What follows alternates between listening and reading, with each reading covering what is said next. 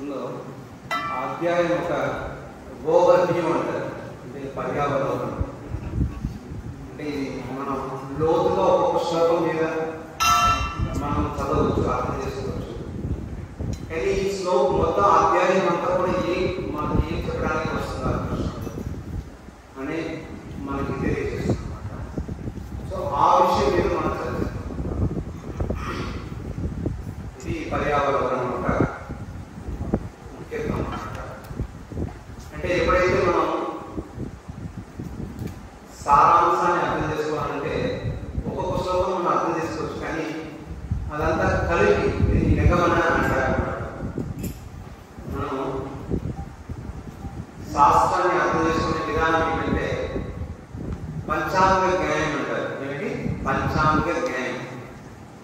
5 రకాల విషయాలు ఒక శాస్త్రాన్ని మనకి తెలియజేసేటప్పుడు ఆ 5 విషయాలు కూడా ఉండాలన్నమాట. అందులో ముఖ్యంగా ప్రతిజ్ఞ, తర్వాత హేతు. ప్రతిజ్ఞ అంటే శాస్త్రంలో ఉన్న ఏ విషయాన్ని మనకు తెలియజేయడం కోసం ఈ ఉపదేశం ఇవ్వబడింది అనేది ప్రతిజ్ఞ. తర్వాత హేతు, ఏ కారణం వల్ల ఇది చెప్పాల్సిన అవసరం వచ్చింది, ఈ ఉపదేశం ఇవ్వాల్సిన అవసరం వచ్చింది అని చెప్పడం హేతు. మూడవది ఉదాహరణ. ఉదాహరణ అంటే మనకి ఒక ఉదాహరణ ద్వారా వాళ్ళు ఏం తెలియజేయడానికి వస్తున్నారో దాన్ని మనకి తెలియజేయడం, దాన్ని ఉదాహరణ అంటారు. తర్వాత ఉపనయ. ఉపనయ అంటే ఈ శాస్త్ర ఇచ్చే జ్ఞానానికి దగ్గరగా మనల్ని తీసుకెళ్ళడానికి ఉపాయము అని అర్థం. 5వది నిగమన. నిగమన ఏంటంటే ఈ శాస్త్రంలో ఉన్న ఒక్కొక్క ఉపదేశం ఒక్కొక్క విషయం చెప్తుంది. కొన్ని ఉపదేశాలన్నీ కలిపి ఇవి ఎందుకు చెప్పారు అని చెప్పడం కోసం మనకి దీన్ని నిగమన అంటారు అన్నమాట.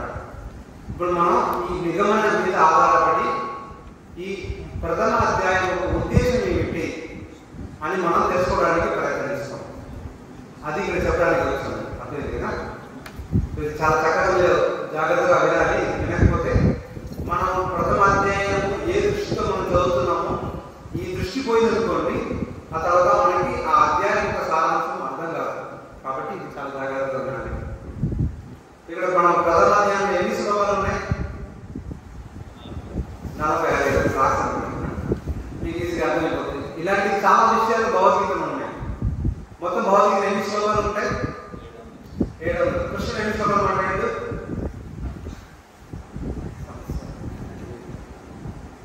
ధృతరాష్ట్రుడు ఎన్ని శ్లోకాలు మాట్లాడాడు? ధృతరాష్ట్రుడు ఎన్ని శ్లోకాలు మాట్లాడాడు? అంతే, ఒకటే మాట్లాడాడు. సంజయుడు,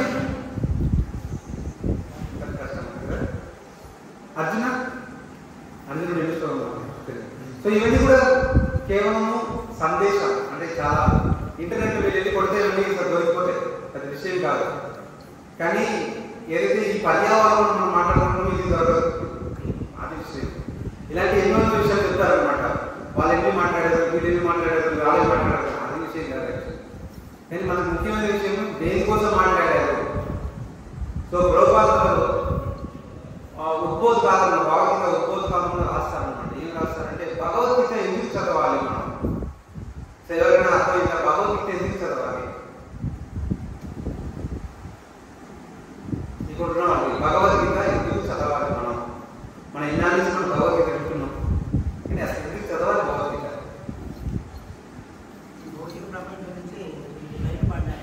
అది వేరే దిగ్వేదం, యజుర్వేదం, సామవేదం, ఇంకెన్నెన్నో ఉపదేశాలు ఉన్నాయి. గీత ఒక విషయం. నేను ప్రత్యేకించి ఈ పుస్తకం ఎందుకు చదవాలని అడుగుతున్నాను. అది వేరే చాలా విషయాలు చెప్తున్నాయి, చాలా ఉపదేశాలు ఉంటాయి. అవన్నీ కూడా బ్రహ్మసూత్రాలు కూడా చెప్తున్నాయి. భగవద్గీతని అవసరపడుతుంది. అది ముఖ్యమైన విషయం. ఇప్పుడు ఈ భౌతిక లోకంలో అంటే ప్రభుపాదులు చెప్తారనమాట, what is the spirit of Bhagavad Gita. Bhagavad Gita ఒక సారాంశం ఏమిటి? భగవద్గీత భగవంతుడు ఎందుకు చెప్పడానికి వచ్చారు, ఎందుకు చెప్తున్నారు విషయాలు? ఎవరో ఒకరు కూడా వ్యక్తి, ఇప్పుడు మనం మాట్లాడేప్పుడు మనకు రకరకాల సంభాషణలు ఉంటాయి. First person, second person, third person అని గ్రామర్గా ఉంటాయి. గ్రామర్ ఇంగ్లీష్ ఉన్నారు కదా. థర్డ్ పర్సన్ అంటే సెకండ్ ఒక వ్యక్తి మరొక వ్యక్తి ఇద్దరు మాట్లాడుకుంటారు, వాళ్ళ మధ్యలో ఉన్న సంబంధించిన విషయాన్ని మాట్లాడుకుంటారు. థర్డ్ పర్సన్ అంటే మూడో వ్యక్తి గురించి వీళ్ళిద్దరు మాట్లాడుకుంటారు. అదే కదా, వీళ్ళ గురించి కాదు, మన మూడో వ్యక్తి గురించి మాట్లాడుతున్నారు. అలా ఎన్నో విషయాలు ఉన్నాయి, అదే కదా. కానీ వేరే వేరే గ్రంథాలు శాస్త్రాలు అంటే కూడా చాలా విషయాలు చెప్తుంది భగవద్గీత. కానీ ఇక్కడ భగవద్గీత చెప్తున్నారు ఆయన గురించి ఆయన చెప్పడానికి ఒక అవకాశం. అదే విధంగా గీతలో, అదే విధంగా ఇది భగవద్గీత. భగవద్గీతలో ఇప్పుడు ఎన్నో విధంగా ఋషులు ఉంటారు. మీకు అదే విధంగా ఇప్పుడు విషయం ఏంటంటే, ఇప్పుడు ఎవరిని అడిగారు అనుకోండి, భగవంతుడు ఎందుకు ఈ లోపలికి వచ్చారు, చాలా సులభంగా చెప్పేస్తారు భగవద్గీత. యథా యథా హి ధర్మస్య గ్లాని భవతి భారత అభ్యుత్థానం ధర్మస్య స్వదాస్మానం సుజామ్యహం అని చెప్పేస్తారు. కానీ ఈ విషయాన్ని ధర్మాన్ని స్థాపించడానికి భగవంతుడే రావాల్సిన అవసరం లేదు. మరొక వ్యక్తిని పంపించి కూడా ఆయన ధర్మాన్ని స్థాపించగలరు. అంత శక్తివంతమైన వ్యక్తి భగవంతుడు. మనం మామూలు వ్యక్తి గురించి మనం మాట్లాడతాం. కానీ భగవంతుడు ఆయన గురించి చెప్పాలంటే స్వయంగా ఆయనకు ఒక అవకాశం కల్పించే ఒక వ్యక్తి ఉండాలి అక్కడ. అది అర్జునుడు. ఆ రకంగా ఆయన ప్రశ్నలు అడగాలన్నమాట, మీరు అసలు మీరు ఎవరు అని. అప్పుడు ఆయన చెప్తారు అన్నమాట. అప్పుడు వరకు మీకు అవకాశం లేదు. కాబట్టి అలాంటి ఒక ఉద్దేశం ఇక్కడ ఉంది భగవద్గీత. మీకు అర్థమైందో, ఇది భగవద్గీత అంటే. దానికోసమే ఇప్పుడు భగవంతుడి గురించి మనం సాక్షాత్ భగవంతుడి నోటితోనే చెప్పి మనం వినడం భగవద్గీత ఒక ఉద్దేశము. ఇది భగవద్గీత ఒక ఉద్దేశం, అంతే. ఓకేనా? అయితే ఈ ప్రథమ అధ్యాయంలో వేదవ్యాస మహర్షి దీనికి ఆయన ఒక ఈ అధ్యాయానికి ఒక టైటిల్ అంటే తెలుగులో ఏమంటారు? టైటిల్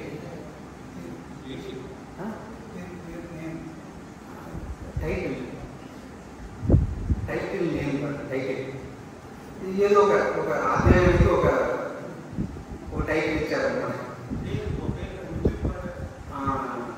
చాలా కష్టపడుతుంది మాకు టైటిల్ అంటే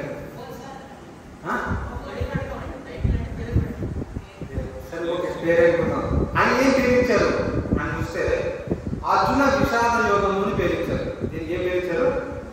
అర్జున విషాద యోగం అని పేరించారు. ఓకేనా? అయితే అర్జున విషాద యోగం అంటే ఏంటి? అర్జునుడు బాధకి లోనవుతున్నాడు. ఈ భగవద్గీతలో ఈ ప్రథమాధ్యాయం ఏం చూస్తే ఈ లాస్ట్ వచ్చేస్తే అక్కడ ఏముంది? భక్తుల ఒక దృష్టి. అంటే ఇక్కడ అర్జునుడు ఏ రకంగా ఆయన ఒక దృష్టి ఏమిటి, ఈ కురుక్షేత్ర రణాన్ని చూసిన తర్వాత ఆయన ఏమనుకున్నాడు అనే విషయం చెప్తుంది. ఆయన నిజానికి ఏమయ్యాడు? బాధకి గురయ్యాడు, చాలా బాధపడుతున్నాడు. ఓకేనా? అది అర్జున విషాద యోగం. సరైన ఇదే దానికి ఒక పేరు ఇచ్చారు. కానీ మనకి ప్రభుపాదులు ఏం పేరు ఇచ్చారు? ప్రథమ అధ్యాయం ఏం పేరు ఇచ్చారు?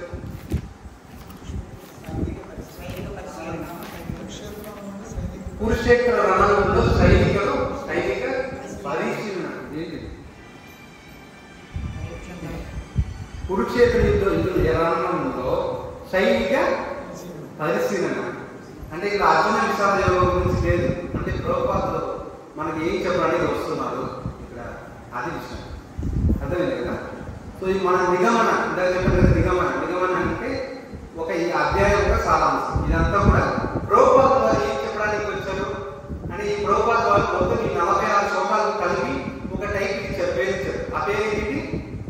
కురుక్షేత్ర రణంలో సైనిక పరిశీలన అని పేరు ఇచ్చారు. అంతేనా? రైట్. అయితే ఈ మొదటిగా ఇక్కడ 4 వ్యక్తులు ఉన్నారు. ఎవరెవరు చూశారు కురుక్షేత్ర యుద్ధంలో రణాన్ని? ఎవరెవరు పరిశీలిస్తున్నారు? వాళ్ళ పరిశీలన ఎవరెవరు? ఏ వ్యక్తి? 4 పేరు చెప్పేసాను. ఎవరు? సంజయుడు, ధృతరాష్ట్రుడు, సంజయుడు, అర్జునుడు, కృష్ణ భగవాన్. మొత్తం 4 ఇక్కడ 4 వ్యక్తులు ఉన్నారు. అర్థమైంది కదా? 4 వ్యక్తులు ఉన్నారు. ఏదో ఎవరో చూసింది కాదు ఇది. వీళ్ళందరూ కూడా ఏంటంటే భగవద్గీతకి సంబంధించిన వాళ్ళు, సంబంధం ఉన్నవాళ్ళు. అర్థమైంది కదా? సో ప్రభుపాద వాళ్ళు ఆయన 4 గురించి చెప్తున్నారు. ఈ 4 దృష్టి ఇక్కడ చెప్పబడింది. ఆ దృష్టి అంటే పరిశీలన, బేసిక్ అదే అర్థం. అర్థమైంది కదా? సో ఈ భగవద్గీతలో శ్లోకం అధ్యాయంలో ప్రథమ శ్లోకము మనకి ఏం చెప్తుంది? ధృతరాష్ట్రుల పరిశీలన ఏమిటి అర్థమైంది కదా, దాన్ని మనకు తెలియజేస్తుంది.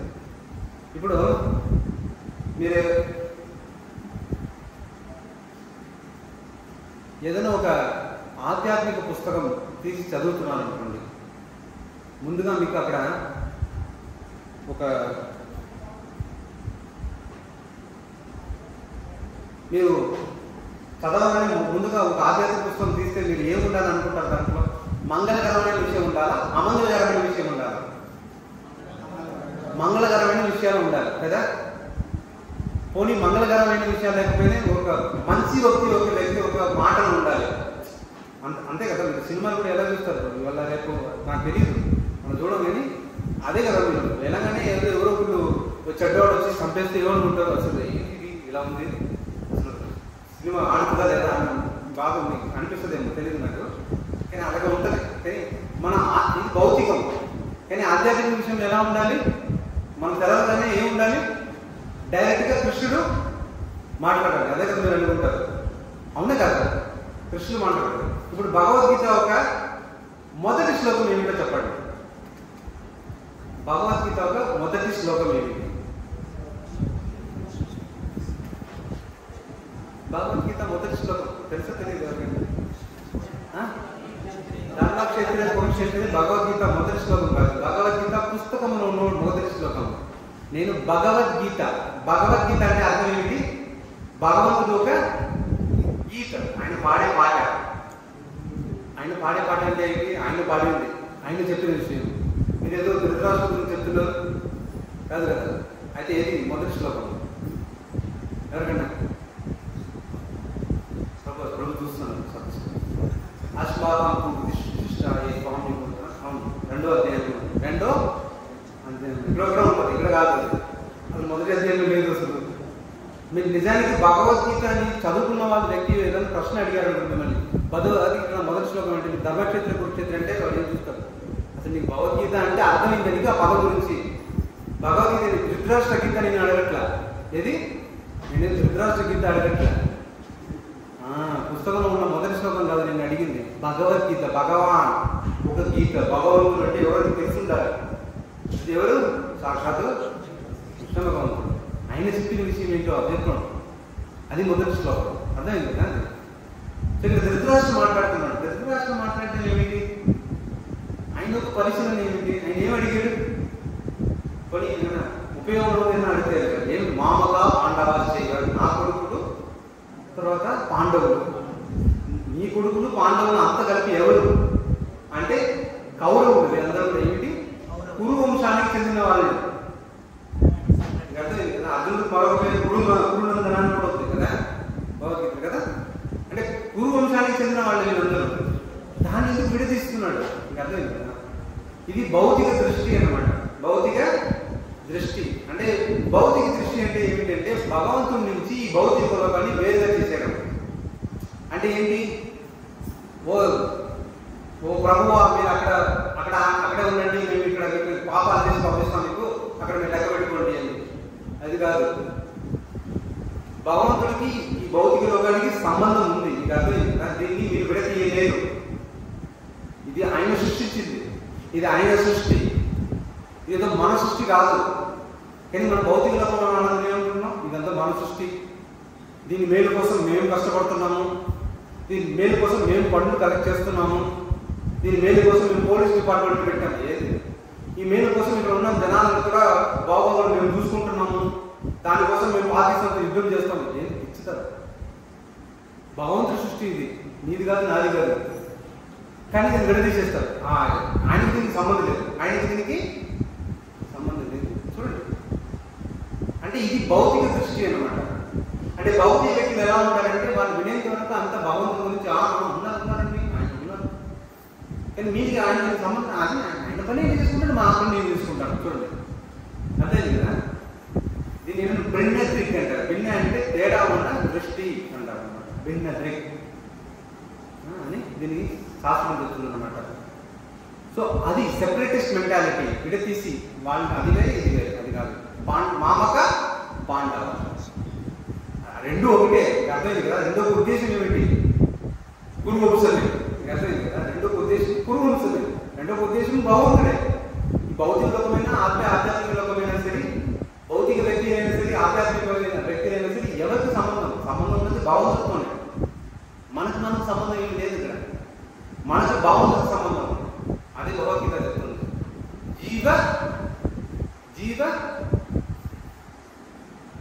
పరమాత్మ భేద అభేద రెండు ఉన్నాయి. అవి వాటి గురించి మాట్లాడుతుంది అనమాట. అర్థమైంది కదా? ఆ విషయాల గురించి భగవద్గీత చెప్తుంది. అందుకని జీవుడు సంబంధం ఉందని చెప్పాలి. ఏదైనా ఒక శ్లోకం ఉందా భగవద్గీతలో జీవుడికి సంబంధం ఉందని చెప్పేసి? ఏం లేదు. కానీ ఇక్కడ ఏం చెప్తున్నారు? విడదీస్తున్నారు అనమాట. వాళ్ళు ఇది భౌతిక దృష్టి అనమాట. సో భౌతికవాదిని ఇలా మాట్లాడతారు అనమాట. సో ఇప్పుడు అక్కడ ధృతరాష్ట్రుడికి ప్రశ్న ఏమిటి అంటే, ఈ యుద్ధంలో ఎవరు గెలుస్తారు? ఆయన యుద్ధం జరగాలి. ఎక్కడ నా కొడుకు అనవసరంగా కురుక్షేత్రం వెళ్ళాడు. మామూలుగా ఎవరు కురుక్షేత్రం వెళ్తారు? మంచి వాళ్ళు వెళ్తారు, ధర్మాత్మ వెళ్తారు, పుణ్యాత్మలు వెళ్తారు. అది ఎందుకంటే మంగళకరమైన ఒక స్థలం. అక్కడికి వెళ్ళిన తర్వాత మనసు మారిపోయింది ఏమో అనవసరంగా యుద్ధం చేస్తాడు లేదా ఒకసారి చెప్పవయ్యా అని చెప్పేసి ఒక ప్రశ్న అడుగుతున్నారు. ఇది భౌతిక. అంటే వాళ్ళకి ఏమిటి కోరిక మనసులో ఉంటుంది, జరగాలి అని చెప్పేసి. మీకు అర్థమైంది కదా?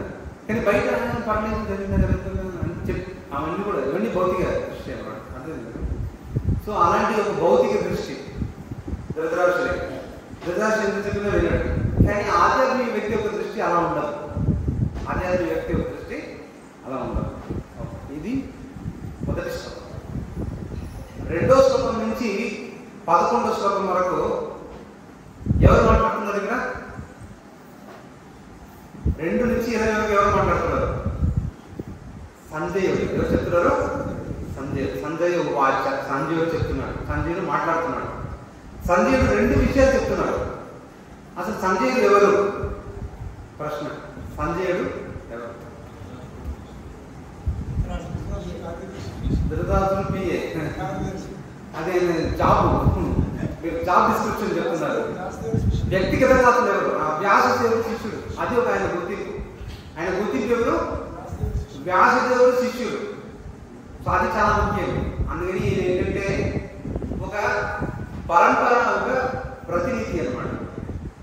ఇది ఒక పరంపర అన్నమాట. ఏది? జ్ఞానం ఒక పరంపర. అర్థమైంది కదా? ఈ జ్ఞానాన్ని తెలియజేసే వాళ్ళు వీళ్ళు ఎవరు అంటారు? వీళ్ళని ఆధ్యాత్మిక గురువు అంటారు. ఎవరిని? ఆధ్యాత్మిక గురువు. సో ఆధ్యాత్మిక గురువు గురించి ప్రథమ అధ్యాయంలో భగవద్గీతలో మీకు ప్రవేశపెట్టారు వ్యాసదేవుడు సంజయుడి రూపంలో. ధృతరాష్ట్రుడికి కళ్ళు లేదు, భౌతికం కూడా ఆయన కళ్ళు లేదు, ఆధ్యాత్మిక కూడా కళ్ళు లేదు, ఆయన చూడలేడు. అర్థమైంది కదా? ఆయన అందరి దగ్గర నుంచి మంచి విషయాలన్నీ కూడా పెట్టాడు. మీరు ధృతరాష్ట్రుడు చెడ్డవాడు అనుకోకండి. అందరి దగ్గర నుంచి మంచి విషయాలన్నీ అనుకుంటాడు. కాబట్టి నిర్ణయం తీసుకురాడు బాబు అంటే నిర్ణయం సరిగ్గా తీసుకోడు. తన కొడుకు దుర్యోధన కనబడితే వెంటనే ఏం చేస్తాడు? అన్ని నిర్ణయాలు మార్చేస్తాడు. అంతా దుర్యోధనుడికి అంటాడు అనమాట. అప్పుడు పాండవుడికి ఇచ్చే లేదు.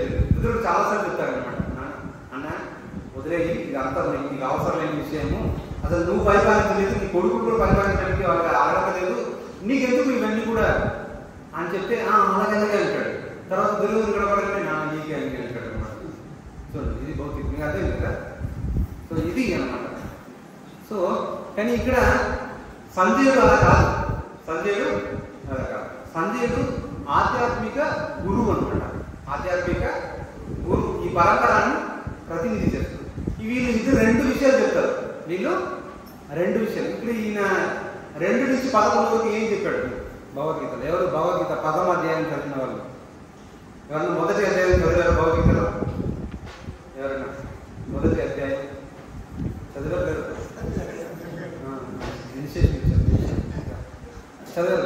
చదివారు. ఈ 2 నుంచి 11 వరకు ఏం చెప్పారు? మీరు చదవకపోతే చదవండి, చాలా ముఖ్యమైన విషయం. 2 నుంచి 11 వరకు ఏం చెప్పారు? దుర్యోధనుడు ఎట్లాంటి వాడు అని చెప్పారు. దుర్యోధనుడు ఎట్లాంటి వాడు అని చెప్పారు అనమాట. దుర్యోధనుడు ఏం చేశాడు?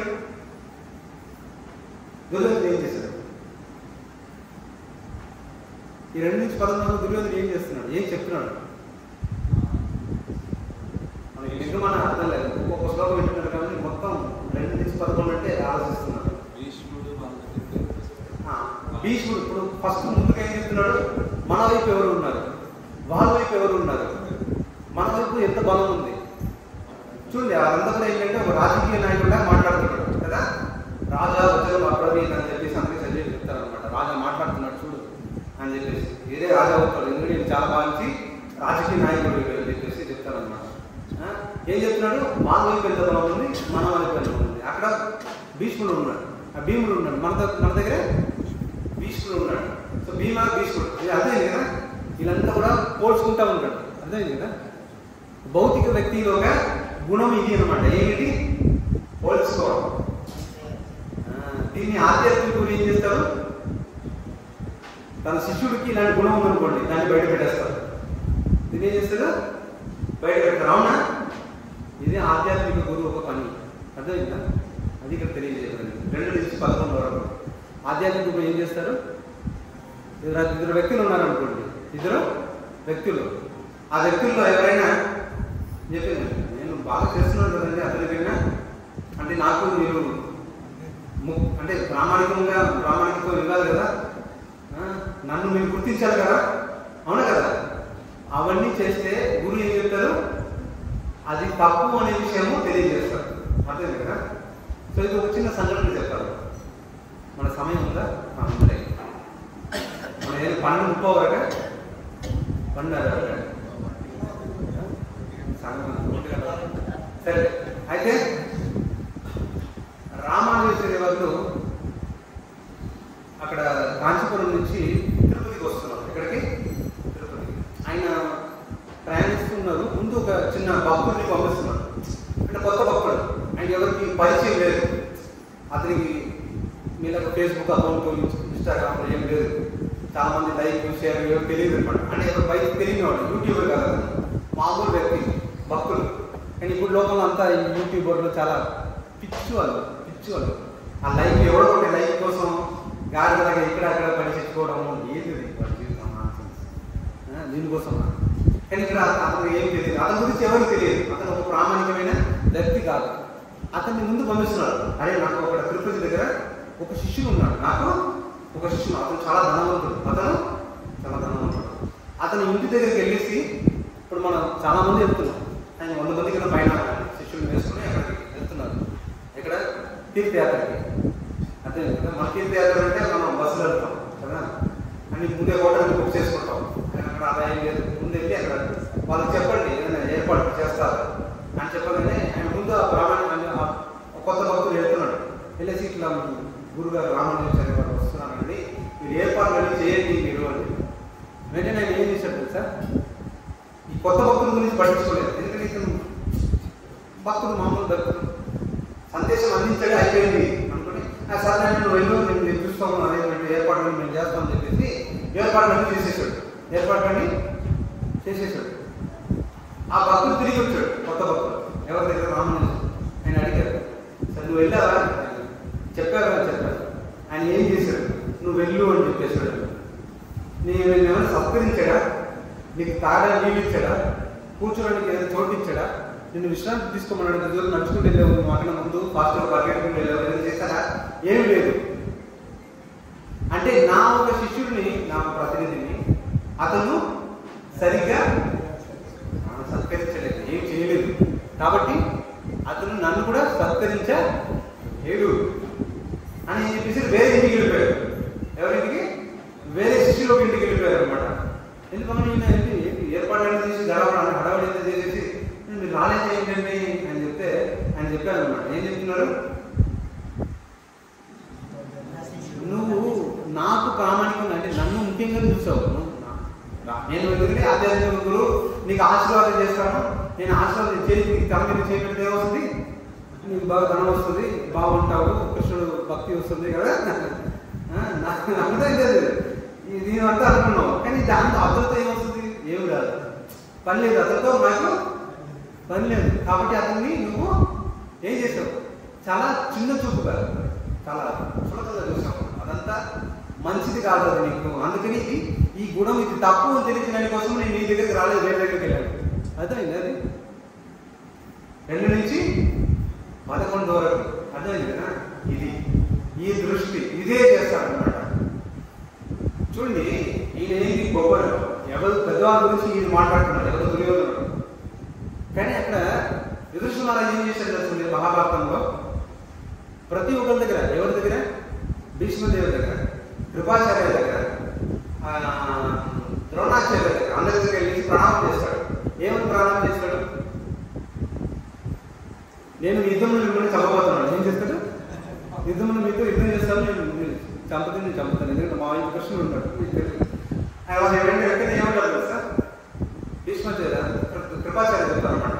నువ్వు నాకు ప్రణామం చేసి నా దగ్గర ఆశీర్వాదం తీసుకున్నావు, లేకపోతే నేను చంపేవాడిని, నేను చంపేవాడిని. నువ్వు ఇలా చేస్తే కాబట్టి నేను చేయను, నేను చంపాను. అర్థమైందా? సో ఆశీర్వాదం తీసుకోవడం వల్ల ఏమైంది? అతని రక్షణ కలిగింది. మీకు అర్థమైంది కదా? కానీ దుర్యోధనుడు ఏం చూడండి, ఆ భీష్మదేవుడు అంత లెక్క అనమాట, అంత నంబర్స్ అనమాట. వీళ్ళందరూ అర్థమైంది కదా? ఈయనకి బలం ఎంత ఉంది, ఈయన దగ్గర ఆయుధం ఎంత ఉంది, ఈయన ఇన్నాళ్ళు పనిచేస్తారు. ఇవన్నీ కూడా భౌతిక లెక్కలు. ఇవన్నీ కూడా భౌతిక ప్రోపాగా చెప్తారు అనమాట.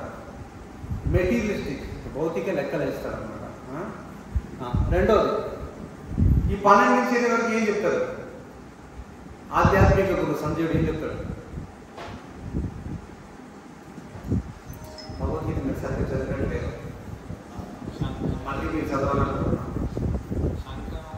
సంఘం మోగిస్తున్నారు. తర్వాత అక్కడ యుద్ధరంగంలో ఆయన విజయవంతంగా ఉండడానికి, అంటే పాండవులే విజయవంతంగా వస్తారు యుద్ధం నుంచి బయటికి అని తెలియజేయడానికి అన్ని రకాల గుర్తింపులు అని కూడా సైన్స్ అని అంటారు.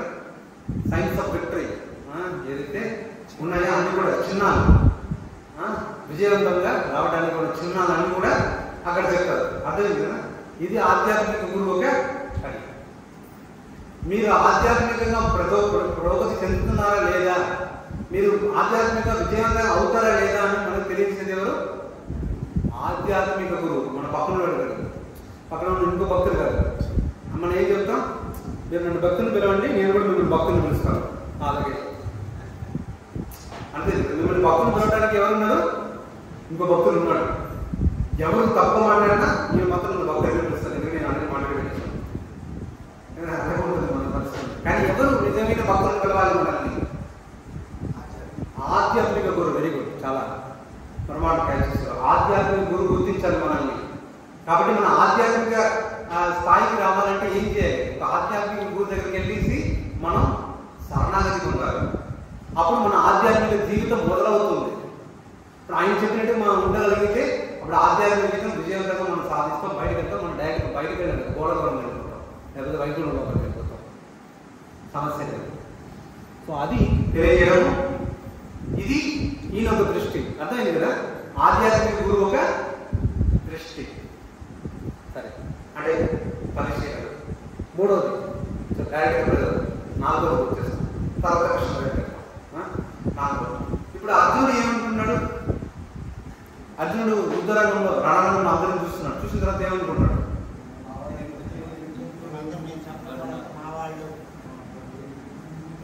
వీళ్ళందరూ మా వాళ్ళు, తమ్ముడు. అసలు నేను యుద్ధం చేయను అన్నాడు. యుద్ధం చేయకపోవడానికి కారణం ఏంటి? అందరూ తన వాళ్ళు కాబట్టి. అంటే అతను ఆసక్తుడు, అతనికి అటాచ్మెంట్ ఉంది అంటున్నారు కదా. కరెక్టా?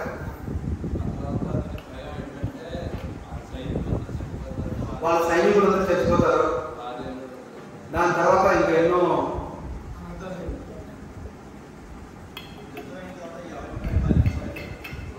కాన్సిక్వెన్సెస్ ఉంటాయి.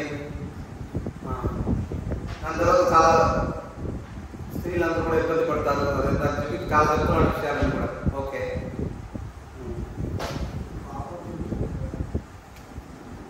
ఇంకా అంతేనా?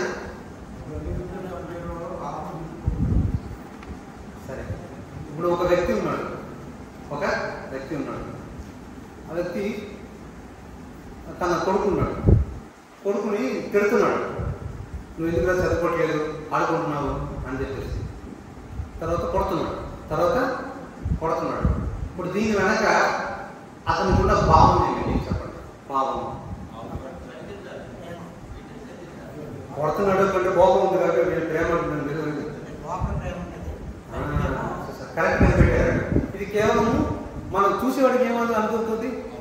కొడుతున్నాడు వీడు కోపం ఉంటుంది, అసలు మామూలు షార్ట్ టెంపర్ పర్సన్ చాలా ఈజీగా తను కోపం వచ్చేస్తే అనుకుంటారు. కాదు, దాని వెనకాల అరే ఇతను పాడైపోతాడేమో ప్రేమ ఉంటుంది.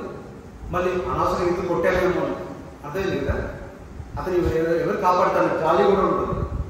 ఈ భావనలన్నీ కూడా మనం చూస్తే భౌతిక భావనలన్నీ కూడా చాలా రకాలుగా క్లిష్టతరంగా ఉంటుంది. ఏదో ఒకటి అనుకోవడానికి లేదు. ఏదో దీని మీద పేరు సినిమా తీయనే ఉన్నాడు, అలాగే సినిమా ఎలా పెద్ద పెద్దగా ఉంటాయి, ఏవి అర్థం కాదు, ఏవి అర్థం కాదు. ఎందుకు ఈ భౌతిక భావనలు కూడా చాలా క్లిష్టతరమైన అర్థం కాదు. అయితే ఇప్పుడు ఈ పుస్తకం ఎవరైనా తీసుకోండి, నేను చెప్పిన ఒక చదువుతారా? నిన్న ప్రభుపాదుల వారు తెలుగు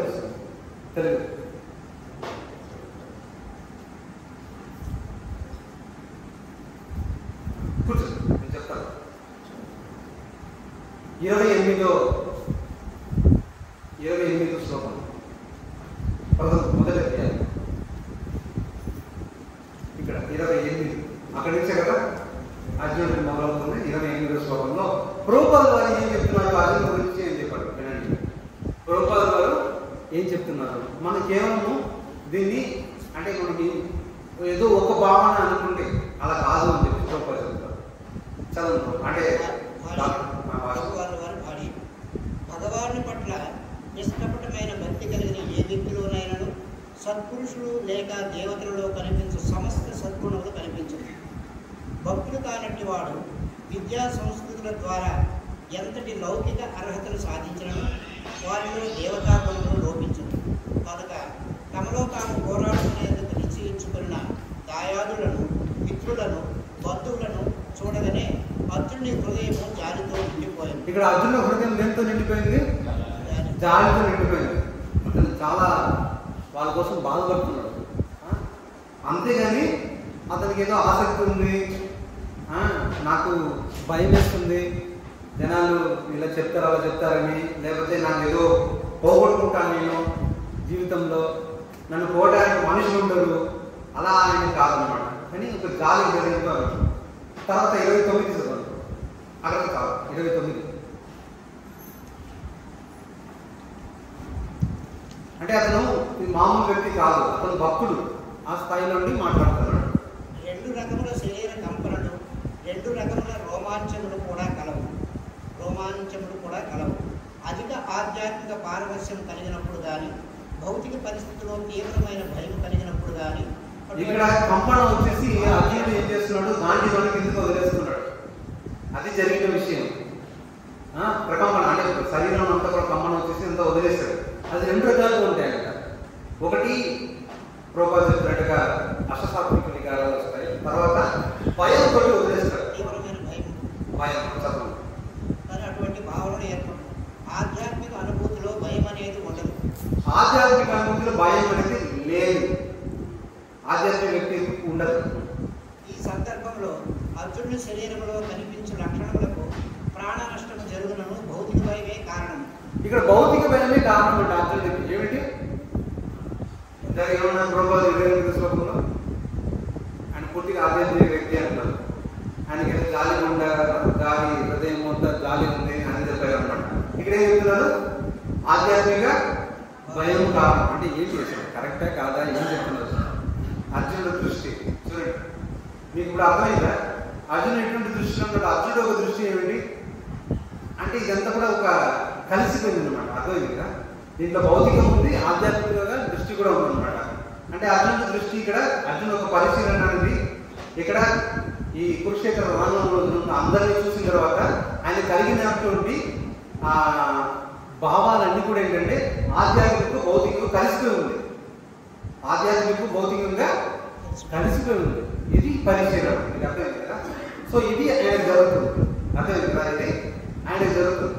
ఈ వ్యక్తిని అంతా చూసిన తర్వాత ఆయన ఏ నిర్ణయానికి వచ్చాడు, నేను యుద్ధము చెయ్యను అని.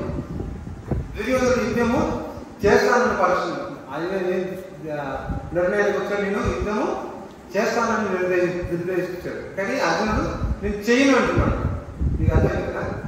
సో నిజంగా మీరు మహాభారతం చదివినట్లయితే ఒకనొక సమయంలో దుర్యోధనుడు లాంటి ఒక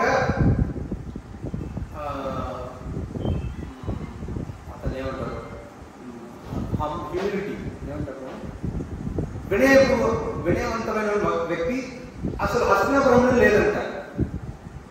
మహాభారతం ఏం చెప్తుంది? దుర్యోధను లాంటి వినయపూర్వమైన వ్యక్తి హస్తినాపురంలో ఇంకో మరొకరు లేరు అని చెప్తుంది. ఇక అర్థమైందా? అంటే అంత వినయవంతుడు, అంత వినయవంతుడు. అంటే హస్తినాపురంలో ఒక కొత్త ఇది నిర్మిస్తారన్నమాట. ఎవరు? పాండవులు. నిర్మించిన తర్వాత తీసుకొని అంటే దుర్యోధను రమ్మంటారు. వచ్చిన తర్వాత ఎంతో కించుకొస్తారు. అర్థమైందా? అతను నీళ్ళలో పడేట్టుగా చేస్తారు. కొన్ని దగ్గర అర్థమైందా? ఇవన్నీ కూడా మహాభారతంలో ఉంది. ఇవన్నీ ఉన్న విషయాన్ని సినిమాలో కూడా తీసుకుంటారు కదా. ఇవన్నీ ఎంతో కించుకొచ్చారు. ఆయన కూడా ఇక్కడ ఏం చేసి ఎవరు చేశాడా? చాలా వినయంగా వెళ్ళిపోయాడు, మాట్లాడకుండా ఒక్క మాట కూడా మాట్లాడలేదు. చాలా వినయం. సరే, ఈ వినయానికి వెనకాల ఏముంది? ఈ వినయానికి వెనుక ఏముంది అని మీరు చూస్తే అప్పటికి ఆయనకి గద యుద్ధం అంటే రాదు. ఏమిటి? రాదు. అతను క్షత్రియుడు అని చెప్పుకోవాలంటే అతనికి ఏదో ఒక విద్య తెలిసి ఉండాలి. ఈ గద విద్య తెలిసి ఉండాలి, ఏదో ఒక విద్య తెలిసి ఉండాలి. అతనికి రాదు. కాబట్టి అతను చాలా వినయంగా ఉన్నాడు. ఎలా ఉన్నాడు? వినయంగా. ఎందుకు? ఎవరితో పోటీ పడే కదా అతను? ఎవరైనా రక్షించగలడు? ఎవరైనా ఏం చేయలేడు. కాబట్టి అతను ఎలా ఉండాలి? నిజానికి వినయంగానే ఉండాలి. ఇది జరిగింది. ఇది శ్రీమద్ భాగవతంలో వస్తుంది అనమాట. ఆయన వెళ్ళేసి అడుగుతాడు, నాకు కూడా మీరు ఈ గద యుద్ధాన్ని నేర్పించండి అని చెప్పేసి బలరాముడిని అడుగుతారు. కానీ బలరాముడు ఏం చెప్తాడు? నాకు ఇంతకుముందే ఒక శిష్యుడు ఉన్నాడు. ఎవరు? బలరాముడు శిష్యుడు ఎవరు? భీముడు. ఎవరు? భీముడు. నాకు ఆల్రెడీ ఒక శిష్యుడు ఉన్నాడు, అతన్ని నేను నేర్పిస్తున్నాను. పోనీ మీరు ఇద్దరు కూడా ఏ వంశంలో వచ్చారో? ఒకటే వంశంలో వచ్చారు. మీ ఇద్దరు నేను గద యుద్ధం నేర్పిస్తే ఏమవుతుంది? సంఘర్షణ వస్తుంది. ఏమవుతుంది? సంఘర్షణ. ఇద్దరు కొట్టుకుంటారు. అర్థమైంది కదా?